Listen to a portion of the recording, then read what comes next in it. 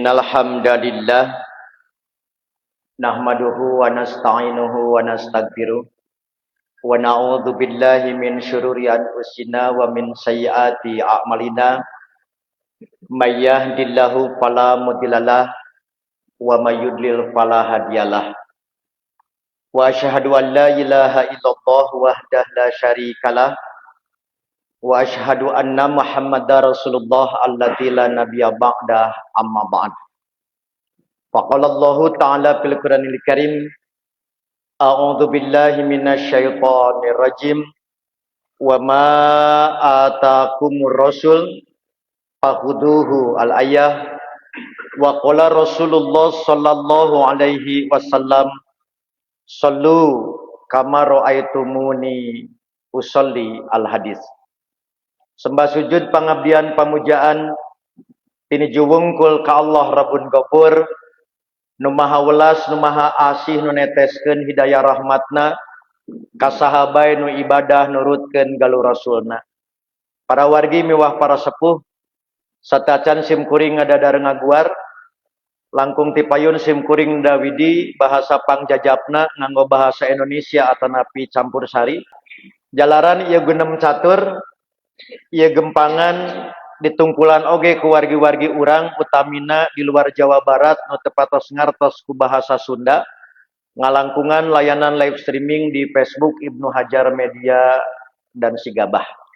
Bapak Ibu, ikhwatu iman, tidak ada pujian yang paling pantas terucap dari lisan serta terwujud di dalam amal perbuatan selain alhamdulillah, karena atas kudroh irodah serta inayah Allah Subhanahu wa taala kita dapat kembali bersua. Nah, Bapak Ibu yang dirahmati Allah, mari kita awali kajian ini dengan penegasan ulang makna dan hikmah mengapa di dalam sholat disyariatkan isyarat telunjuk. Saya ulangi Bapak Ibu, mengapa di dalam sholat disyariatkan adanya isyarat telunjuk waktu tasyahud. Jadi selain aspek fikih, ingat Bapak Ibu, ngobrolkeun salat tidak satu dimensi. Di situ juga tergabung dimensi akidah dan akhlakul karimah. Oke? Saya akan nanya ke Bapak, terpercaya ke Bapak maka Ibu. Ibu araya Ibu? Kurang tarik Ibu araya? Berarti tenundutan Ibu. Saya mau nanya gini Bu. Ketika kita sholat, nah pandangan bet kadieu untuk kadieu gitu Bu. Sekali deui tong rengarenghap tong ngiceup. Nah lamun sholat Ibu bet kadieu untuk kieu Allahu Akbar. Itulah diantara contoh. Jadi penting saya buka kajian ini sebelum tentang tadi fikih kaifiat, yang jangan lupa tentang makna dan nilai untuk apa ada isyarat. Punten Bapak, tapi itu aja disuka jadi mah. Gara-gara budak ngora terlalu sering mendapatkan hukum tatawu, eta mah sunat, saprak sunat jadi ditinggalkeun. Kulantaran sunat. Tapi teu aya suka jadi mah tuh rencangan ahman alamat pokona. Sekali deui, gara-gara sering dibere hukum mana wajib, mana tatawu, saprak ditatawukeun lain semangat ngamalkeun kalakah ninggalkeun. Maka begitu juga nanti dalam urusan utek-utekan. Ada sunat iya. Tiiraha sunat jadi enteng. Nah itulah yang perlu kita rekonstruksi. Kita bangun ulang. Bahwa yang namanya sholat, sejak A sampai Z-nya tidak ada yang tidak bernilai. Soalnya Bapak Ibu. Yang namanya sholat, sejak A sampai Z-nya tidak ada yang tidak bernilai. Sekali lagi, jangan sampai gara-gara pikiran kita terbentuk cara paham yang kurang tepat tentang wajib dan sunat, saprak dibere keterangan sunat, justru jadi tidak semangat melakukan. Itu pola yang kurang pas dalam membaca masalah sholat. Oleh karena itulah, maka dalam kajian ini, saya coba ambil beberapa penjelasan para ulama yang menerangkan betapa penting tentang isyarat telunjuk. Misalkan yang disampaikan oleh Imam An-Nawawi dalam syarah Sahih Muslim yang populer dengan sebutan syarah Sahih Muslim Imam Nawawi. Kurang lebih Bapak Ibu, kalau edisi baru sekarang bisa 11 jilid. Satu jilidnya itu 500 halaman. Apalah 500 halaman bagi orang Sukajadi ditambul. Kamu ibu mah macan age bari perem. Jadi, kata beliau, saya buat ringkasan dalam bahasa Indonesia, isyarat telunjuk itu sepanjang tasyahud untuk menunjukkan keimanan kepada Allah dan menegaskan tauhid. Sekali lagi Pak, kernaun aya isyarat. Kata Imam An-Nawawi, isyarat sepanjang tasyahud untuk menunjukkan keimanan kepada Allah dan menegaskan bahwa kita bertauhid. Cek orang suka jadi mah simbol ahad-ahad. Ini kan suka lupa. Karena kita terjebak karena kefiat. Ari fungsi ieu poho. Jadi ada nilai. Nilai apa? Simbol tauhid. Matakna sing husu ibu keur kikituan teh. Da cek Ustaz Amin ge tauhid nepi ka kieu ibu teh. Bakat ku husu gitu. Maka pendapat ini menunjukkan bahwa isyarat telunjuk tidak hanya dibatasi pada saat mengucapkan asyhadu alla, karena tauhid sejatinya sejak awal berisyarat. Jadi di awal sampai akhir orang yang sedang sholat dia berisyarat telunjuk itu hakikatnya dia sedang menegaskan ketauhidan yang disebut dengan tauhidullah. Selalu teringat, selalu terpacu. Oke, catatnya. Nanti akan kita terangkan hay'ah per hay'ah. Jadi ke Bapak Ibu, ini mau pengemon. Jadi yang namanya sholat, okay, ada kaifiat, ada hay'at. Jadi hay'at itu adegan per adegan. Contoh, berdiri, okay, ada kaifiatnya, ada hayat. Ruku, ada kaifiat, ada hayat. Itu yang namanya adegan per adegan.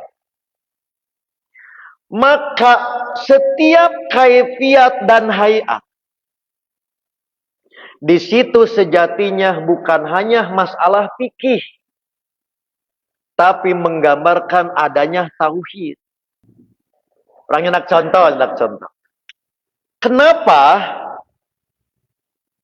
ada beberapa kaifiat dan hayat yang selalu Nabi tasbihkan dengan perbuatan binatang, Bu?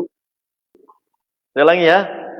Kenapa Dina menjelaskan sholat, kaifiat dan hayat?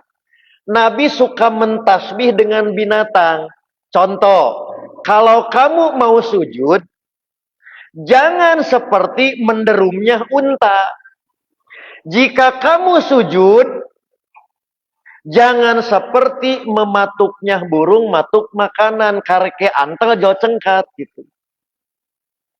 Kalau kamu salam, jangan salam seperti ajak, Assalamualaikum gitu aja.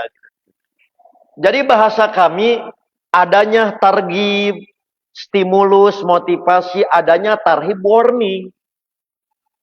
untuk menggambarkan adanya nilai yang terkadang tidak bisa diabaikan. Apalagi Bapak Ibu sing saha nu keur salat lantaran masjidna hade loba ukiran terus loba ningali kieu didoakeun sia cek Rasul teh tong balik deui matana gitu. Punten Pak, naon salahna gitu cek urang. Keur salat ningali tapi ancamannya begitu keras. Doakeun sia tong balik deui panonna gitu. Itu contoh Pak. Jadi nilai-nilai ini sekali lagi khususnya dalam kajian Amin Muhtar di tempat ini berusaha akan selalu hadirkan. Supaya naon Bu, itu salah satu di antara cara sholat itu khusyuk. Naon lantaran ngarti. Jadi badai kumaha khusyuk sholatna ngarti henteu. Tidak mungkin kehusuan bisa tercipta. Nah, salah satu pengetahuan menyangkut tentang kaifiat dan hayat dan nilai di balik setiap hayat dan kaifiat tersebut. Oke, dalam bahasa yang senada, walaupun beda redaksi, Imam Ibnul Qayyim di dalam kitab Zadul Ma'ad juga menjelaskan Rasulullah Shallallahu Alaihi Wasallam menunjuk dengan telunjuknya saat tasyahud untuk menegaskan tauhid dan mengarahkan hati kepada Allah. Tabu kahartos enak Bu. Kenapa saat isyarat itu mata tong kamana wae? Maka mata melihat gerakan. Jadi antara antara gerakan fisik, kehadiran hati dan perhatian terfokus pada titik yang sama.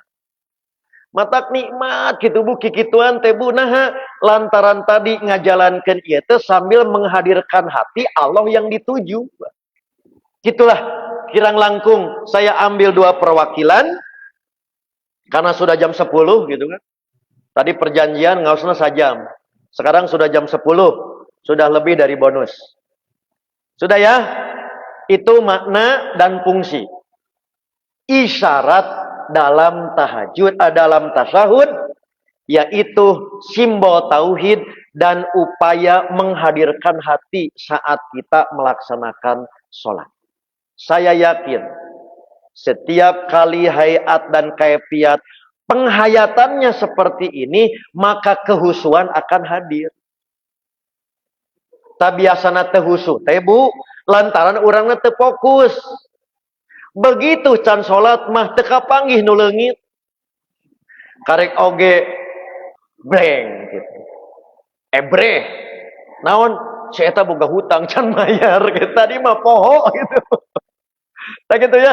Jadi seringkali teralihkan perhatian kita bukan aspek lain yang terlalu kuat mengambil memori kita, tapi kitanya tidak fokus gitu terhadap kaifiat dan hayat, tak terkecuali nanti bacaan. Sudah ya, itu sebagai pengantar untuk terus kita ingatkan bersama, khususnya dalam kajian Amin Muhtar di tempat ini, nilai-nilai ini akan kita berusaha untuk kita hadirkan. Mari kita masuk pada kaifiat isyarat telunjuk waktu tasyahud.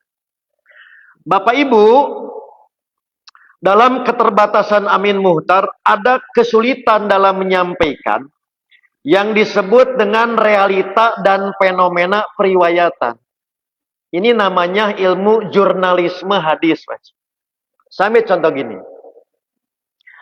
Di Sukajadi ada satu peristiwa dekat pasar Sukajadi tabrakan. Yang satu melaporkan di tanggal yang sama, jam yang sama, tempat yang sama. Nu tabrakan teh beca jeung truk. Sudah sakitu we. Ternyata ada versi lain yang meriwayatkan tabrakan truk jeung beca, truk nu remuk. Sakit deh kenapa? Jadi yang tadi menerangkannya cuman tadi tragedi tabrakan, tidak menerangkan sifat hasil tabrakan, yaitu beca jeung truk tabrakan. Ternyata ada versi lain yang melaporkan kejadian tabrakan truk jeung beca, truk nu ruksak. Tambahan truk ruksak sudah beda dengan riwayat yang tadi. Padahal kejadiannya sama, tempatnya sama, waktunya sama. Sudah? Sudah. Terojol tadi wartawan katilu. Wartawan katilu melaporkan tabrakan truk jeung beca, tapi nu maot tukang bandros. Dinu dua mah teu nyabit-nyabit urusan tadi komo tukang bandros. Nah wartawan nu katilu jo nyebatkeun tadi tukang bandros tilu versi.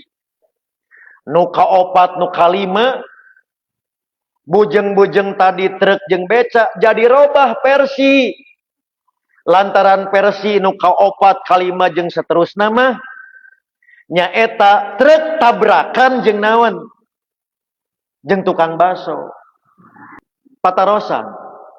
Lamun yang harapan riwayat siga kieu kedah kumaha?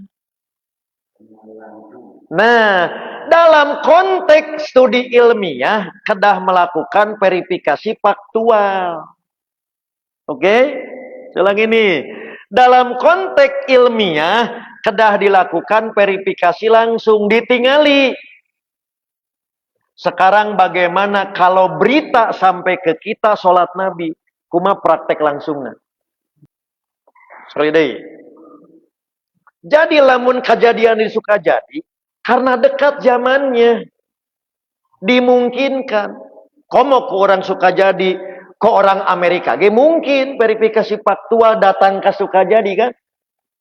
Karena waktunya aktual, kejadiannya aktual. Sekarang bagaimana kalau nepi ke Sukajadi, laporan sholat Nabi beda-beda. Bade kamana memverifikasi. Itulah hikmahna can aya YouTube zaman Nabi. Sebab lamun tos aya moal aya perbedaan sebab didokumentasikan visual. Maka tinggal dicopas, copy paste, disebar we kana WhatsApp. Seragam salam dunya. Karena apa? Didapatnya informasi visual langsung. Kita semua mendapatkannya informasi verbal, laporan, bukan gambar kenyataan. Nah disitulah Bapak Ibu, pentingnya dalam bidang ilmiah namina ilmu hadis. Memverifikasi sampai sumber yang paling terpercaya. Andai kata, kita baca hadis, yuharrikuha. Paling tidak hadis ini sudah berumur 1400 tahun. Ti iraha bet nepi ka Sukajadi. Emang Wa'il bin Hujr akididinya dewawuh. Jadi diverifikasi, dibuatlah yang namanya silsilah sanad, masa sahabat, tabi'in, tabi'ut tabi'in, itulah yang disebut jalur transmisi, lamun di urang mah jalur distribusi. Aya distributor utama, aya agen tunggal, sampai ke tingkat pengecer. Maka boleh jadi di tingkat distributor utama dan agen mah seragam. Tapi saprakdes nepi ka pengecer ditambah bumbu. Bumbu naon? Tukang bandros. Nepi ka pengecer ditambah naon? Diaduna lain jeung tukang beca. Tah dimungkinkan, dimungkinkan. Itulah pentingnya ilmu hadis. Sorry bro. Dalam aspek ini, ahli bahasa Arab saja tidak cukup. Karena bahasa Arab tidak mampu memverifikasi. Hanya mencoba memahami narasi. Tapi untuk verifikasi nggak bisa. Nah, itulah kenapa bab periwayatan ini yang kita sebut dengan banyaknya varian atau ragam versi. Oke. Maka salah satu kaidah, setiap bertentangan pasti berbeda. Tapi tidak setiap berbeda itu bertentangan. Jadi upami aya riwayat nu beda belum tentu bertentangan. Karena boleh jadi Lamun tukang kamera teh mah si A motretna hareupna namina perspektif angle. Yang satu tonggongna, yang satu gigirna, yang satu gigirna berbeda tapi belum tentu bertentangan. Maka ilmu hadis juga yang mengajarkan diambil gambaran utuh bagaikan puzzle yang terserak supaya dikumpulkan. Maka itulah kepentingan ilmu hadis mencoba memotret gambaran utuh. Walaupun puzzle-puzzle yang terserak boleh jadi tidak mudah ditemukan karena serpihannya terserak. Dikumpulkan ku ahli hadis, apakah peristiwa Nabi sholat itu memang beda-beda? Atau sebetulnya mah sama, tapi nu motret nu beda. Ima pengalaman Pak Ji. Ketika di SMP Ji, saya sholat utek-utekan. Okay? Saya belum bercerita di mana-mana, namanya suka jadi di mumpung live streaming, tong di beja-beja mumpung live streaming. Kieu Bang. Saya SMP nih. Okay? Begitu sholat jeung babaturan, ditegur ku rencangan teh. Nah, cenah ente bet utek-utekan nyebut nanti gitu. Punten Ji. Da kieu darah merah atuh gitu. Ahmad mah darah biru, darah merah yang menji gitu. Kumacik, cenah kieu caritana teh. Dulu di Masjid Nabawi itu can aya lalangit Ji masjid teh. Keur zaman Nabi jeung sahabat teh. Jadi manuk larsuk ka Masjid Nabawi. Maka Aisyah dan mayoritas sahabat mah pali ditu ngadegna. Nu hiji mah di ditu. Tak ari Aisyah mah apaleun naon dina curug Nabi teh aya tai manuk.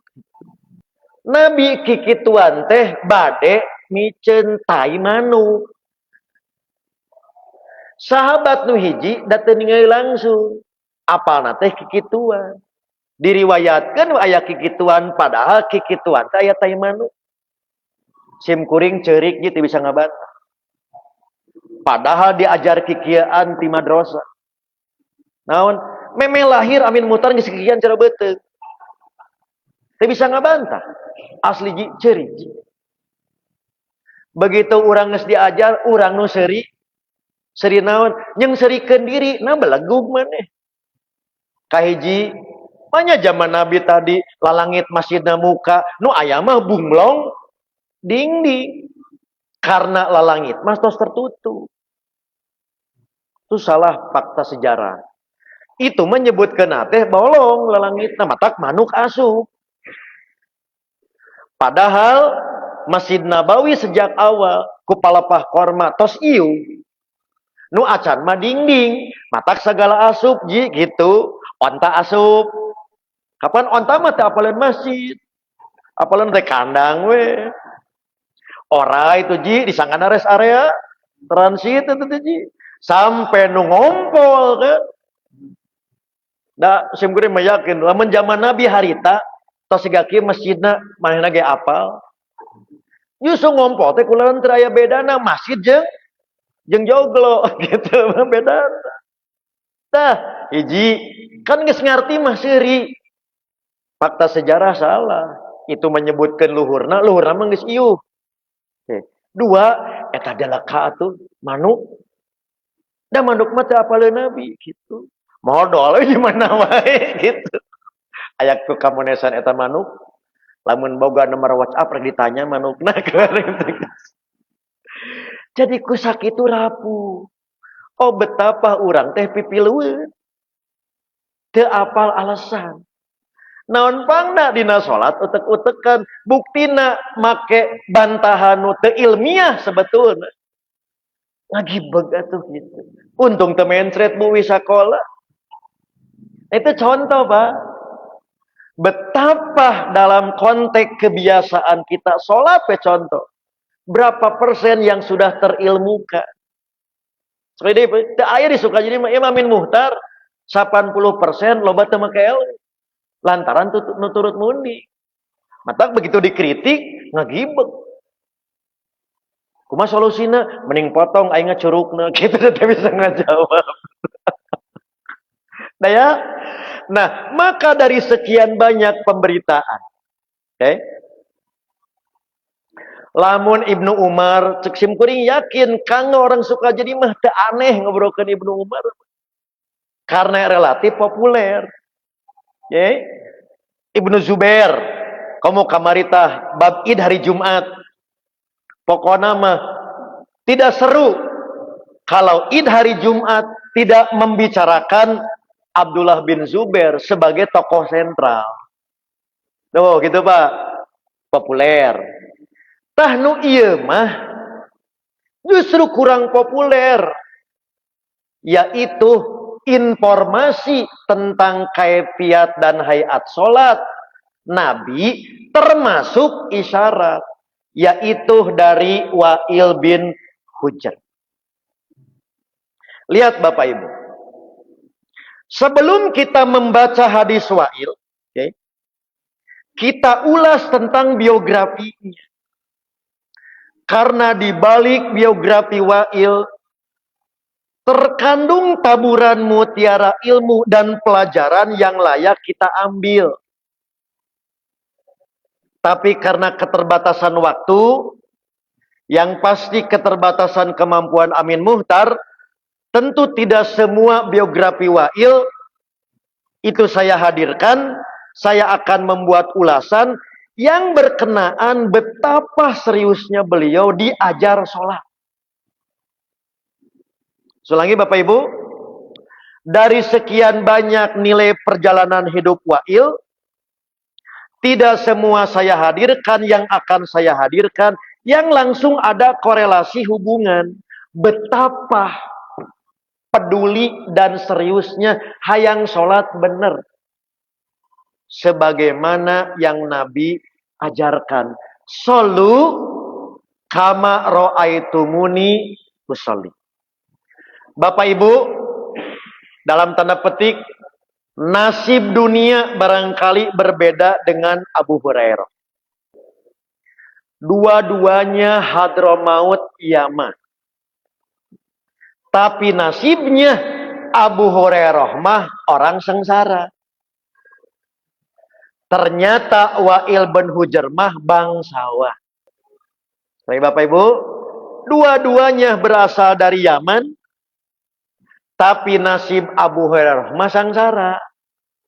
Makanya datang ke Madinah, migrasi ke Madinah, hayang diajar Islam, maka modalnya adalah modal kesabaran tanpa membawa perbekalan yang layak dan cukup. Makanya Abu Hurairah mah datang ke Madinah, tinggalna di saronoi masjid, Masjid Ittihad Sukajadi. Disebutna Ashabus Suffah.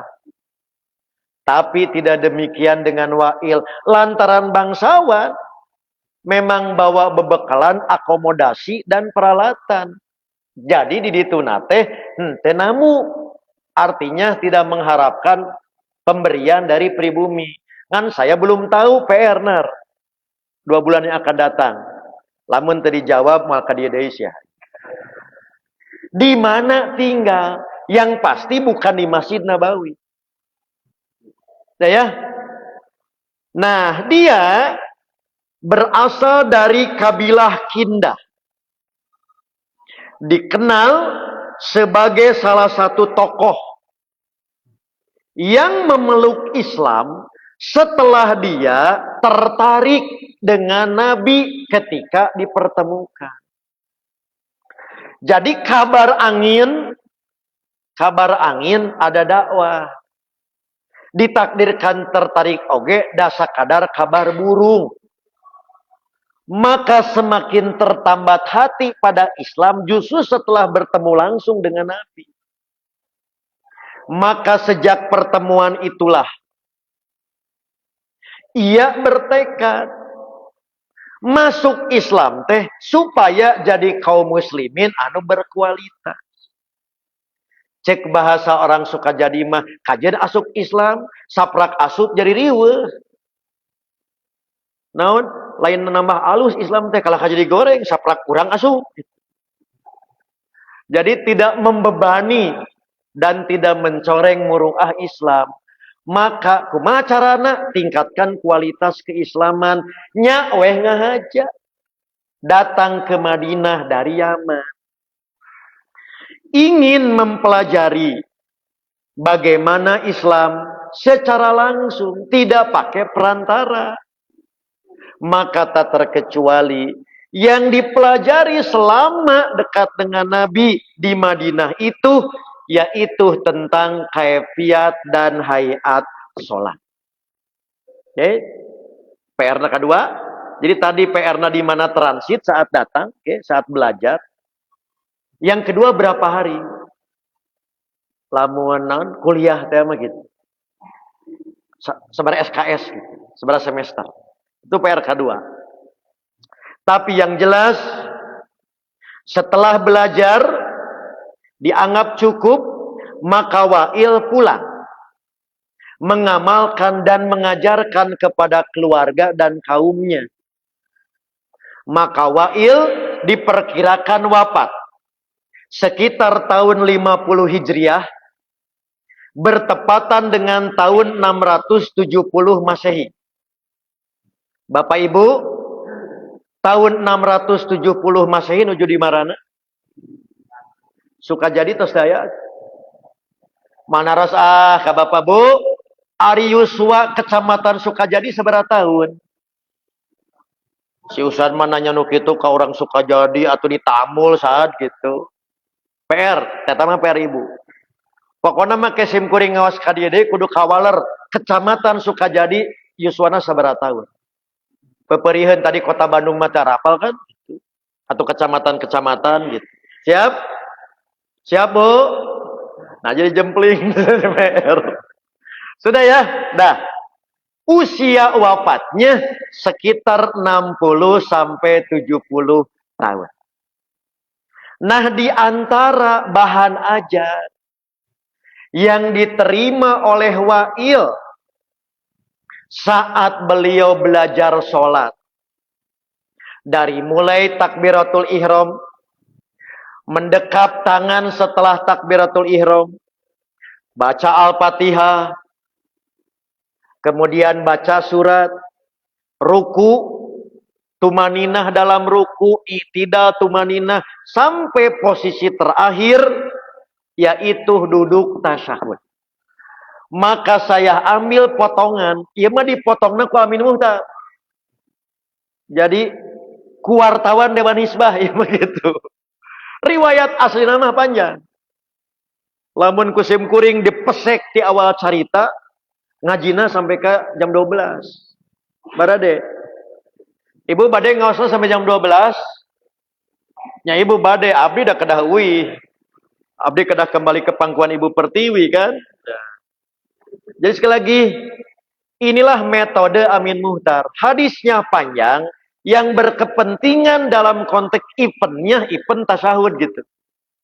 Disitulah saya potong.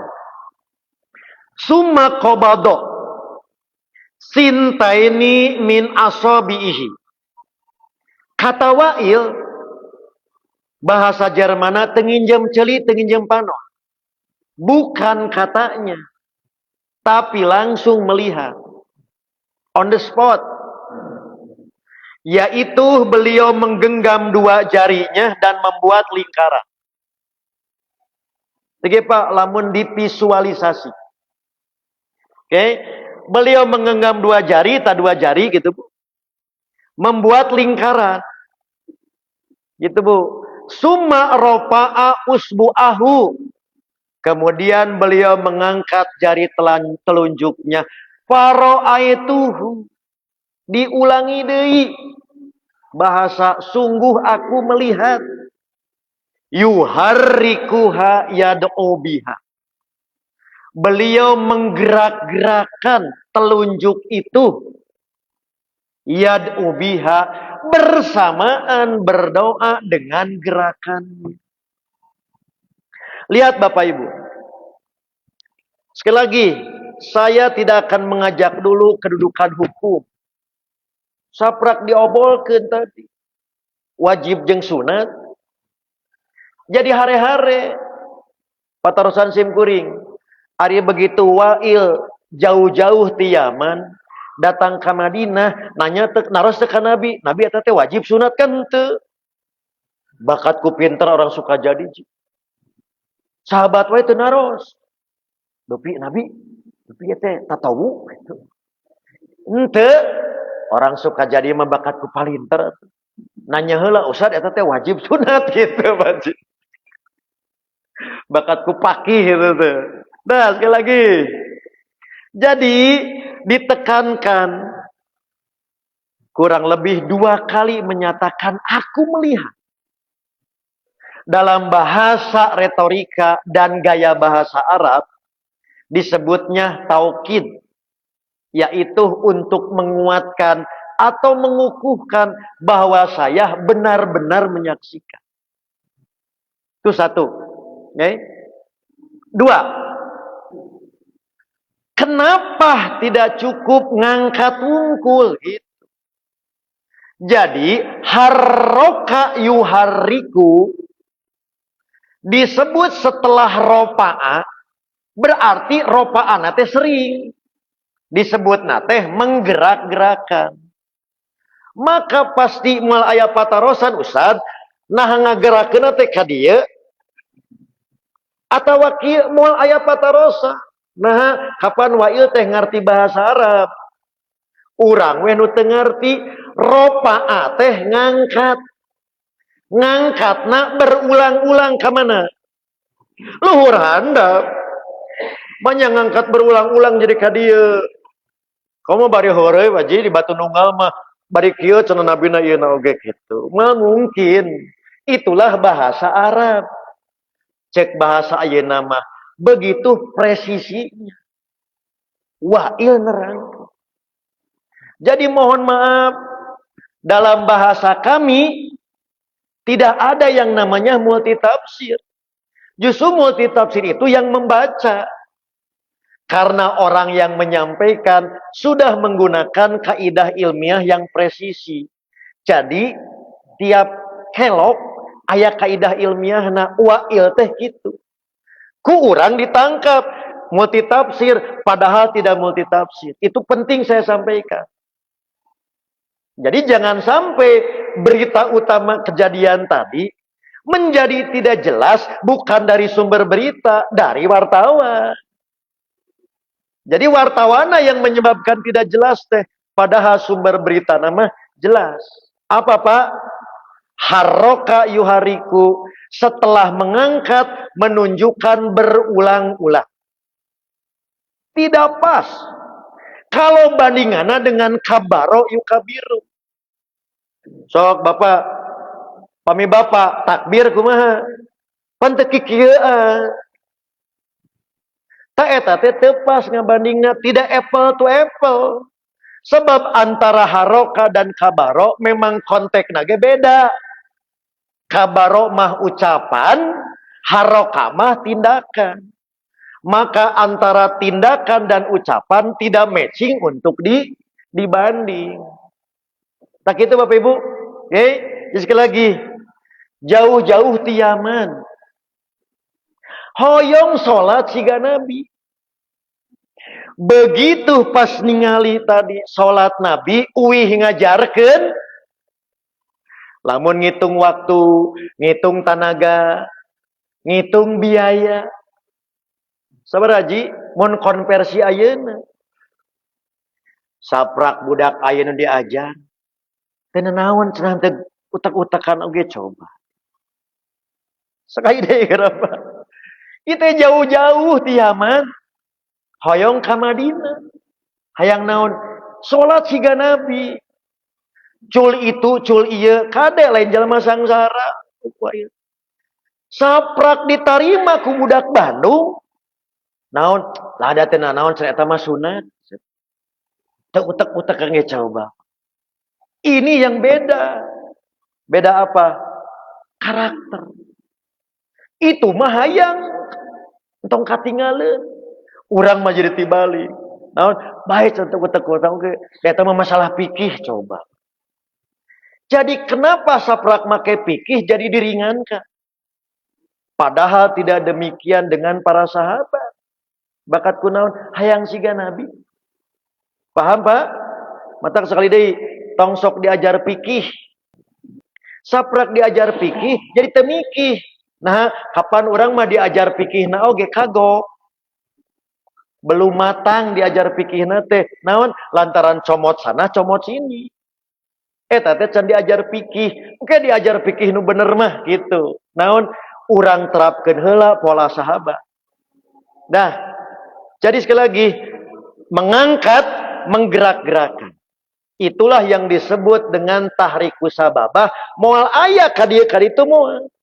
Karena ropa'a ke atas ke bawah berulang-ulang. Dua, untuk apa pakai kata biha? Biha teh cek santri namina ma'iyah. Jadi ada gerakan selama berdoa. Maka selesai berdoa, tekedah ngantosan imam. Punten kitu tinggal ibu. Oke. Kituan kan tuh. Ibu geus beak doana. Imam can salam, tekedah ngantosan jadi cicing heula. Kalamun ibu aya cicing heula, eta mah kolaborasi. Yaman jeung suka jadi gitu. Jadi urang mah kitu we pandanganana, tekedah ngantosan imam salam. Sebab tahrikus sababah tidak ada hubungan dengan imam dengan doa. Itulah fungsi biha teh ma'a bersamaan. Sudah Bu? Tahun ke bisa lewat hiji deui. Satu lagi yaitu dalam hadis Abu Daud dilihat gerakannya oleh mata. Jadi saat kita tasyahud, tiga pihak yang terlibat. Satu fisik telunjuknya, yang kedua ucapan bibir doanya, yang ketiga mata memperhatikan selama gerakan. Makanya Bu, kenapa Bapak Ibu melihat gerakan beda-beda? Anu gancang kan punya. Anu lalaunan bunu. Eta teh mah tiasa rekayasa, gambaran cepat dan tidak doa. Jadi lamun salat doana gancang-gancang. Lamun lalaunan. Sok pertanyaan siapa yang ngomando teh aya. Itu namina koneksitas. Terkonek hati jeung fisik. Maka beda-beda. Da aya masalah da eta mah gumantung tadi. Ngan lamun aya nu lalaunan berarti doana teh lalaunan. Pami anu kikituan gancang eta teh kitu. Padahal sekali deui sanunitah tidak ada. Tah hebatna Allah, Pak, menggerakkan orang tanpa komando otomatis auto gerak. Siap, Bu? Ajempling ieu. Siap, Bu? Siap naon? Ibu, pami salami ieu ibu modelna gancang. Coba varian B lalauna. Gitu. Bisi bapak salami launan, cobi modelnya model gancang gitu. Mati asa Pak. Enggak mati dari kaya sama. Tak kuasana Allah Pak. Jadi punten Bapak, Amin Muhtar beruntung khususnya di Persis. Karena ulama Persis mah api. Sampai huruf ba wae jadi masalah. Mumpung PR Aji. Catat. Amin Muhtar Bu diajar puluhan tahun. Aya sabaraha jumlah alif lam dina Quran. Sakali deui. Panitia kunci tong sana balik. Bu, Pak, ada berapa jumlah alif lam di Quran? Cek ibu teh da ibu mah palinter. Aya 2 sad. Alif lam samsiah jeung komariah gitu. Mangga PR. Sim kuring mendakan 2.800. Alif lam di Quran. Tapi tidak setiap alif lam maknanya sama. Tah mangga engke dibagi akhwat dan ikhwan tina 2.800 bade sabaraha ewa. Pokona mun pendak jeung Amin Muhtar ditagih. Henteu di akhirat ditungguan. Pak tinggal. Teu pira alif lam. Perkara yang kecil bisa berdampak pada perkara yang besar. Tah ulama teh gitu, Pak. Teu pira ba mempengaruhi kehusuan, mempengaruhi pemahaman. Gara-gara biha. Nah gitulah Bapak, Ibu. Sekali saya yakin ilmu ini bukan ilmu baru. Khususnya tadi di lingkungan Persis Sukajadi. Tapi paling tidak saya hanya mengingatkan. Betapa ilmu ini demikian berharga. Yang telah disebarkan, diajarkan oleh orang tua pada kita. Karena bagi saya khususnya Bapak Ibu. Punten, bukan sekadar panduan sholat. Tapi nyambungkan perjuangan jeung sahabat. Minimal dengan Wa'il bin Hujr. Jadi orang teh hutang budi sodakoh jariah sahabat. Sampai ke Sukajadi ilmu ini. Coba ya Bu, sekiranya jikalau seandainya lamun seug Wa'il teu kieu. Wa'il teh siga urang pemalas. Haream teuing ti Yaman atuh coba kayak ku Bapak Ibu peta Yaman Madinah sabaraha kilo kan. Bari jeung jalur darat. Anggaplah onta we misalkan. Ari ngalangan hiji hadis kira cigana lamun harita teu ngalaman kieu cantang tu nepi ka Sukajadi hadis ieu. Nah, mending muruhkeun daripada ini sorangan gitu Ci. Lamun muruhkeun jadi ngan kata orang lagi. Cenah deui wae gitu. Jadi Bapak Ibu sekali deui, jadi Allahu Akbar karaos naon hutang ka sahabat urang. Sahabat mah yang bisa kieu wae teh tadi tidak mudah perjuangan, urang mah nepi ka nikmat. Bari jeung salatna ge di AC. Saprak di AC tiris teuing. Itu beku. Ih, Pak, teta mahal. Makanya sekali deui jeung Amin Muhtar ngobrolkeun salat atau ngobrolkeun hukum. Saprak loba diobrolkeun hukum jadi kering salat teh. Padahal sanes salah hukum, kita yang belum pas memahami hukumnya. Nah, Bapak Ibu, karena lapar jua yang memisahkan kita, sementara materi mah sampai di situ,